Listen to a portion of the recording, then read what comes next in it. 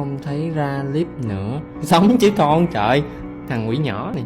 Hôm giờ do chú bận làm bài thi ở Malaysia cho nên chú không có quay clip được. Thì hôm nay chú về là chú quay lại cái quá trình chú đi thi cho con coi nha. Mặc dù không biết đậu hay rớt nhưng mà chú cũng phải quay lại, biết đâu đậu thì mình còn có cái để đăng đúng không, còn rớt thì mình xóa. Đó, thì cái bài thi này là người ta gọi là môn Mixed Media, tức là gồm tất cả các kỹ thuật nail gộp chung lại với nhau tạo thành một cái tác phẩm bài thi. Thì chủ đề của chú thì rất là thân thuộc ha, là Việt Nam và đặc biệt là miền Tây. Đó, hình ảnh người mẹ đang bán trái cây mà vẫn cho con bú được, nó rất là tinh tế luôn. Đó, thì bây giờ chú sẽ bay qua Malaysia và nộp bài thi ở bên đây. Sau đó mình sẽ chờ đến cuối giờ để đọc kết quả. Nếu mà chờ lâu không thấy tên mình có thể đi về.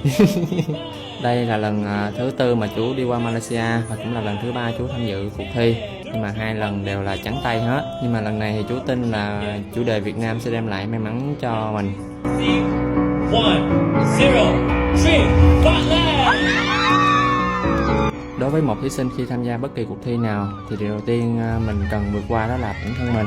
Tại vì khi mình thất bại càng nhiều thì nó sẽ giúp cho mình mạnh mẽ hơn, tự tin hơn ở những cái lần thất bại tiếp theo.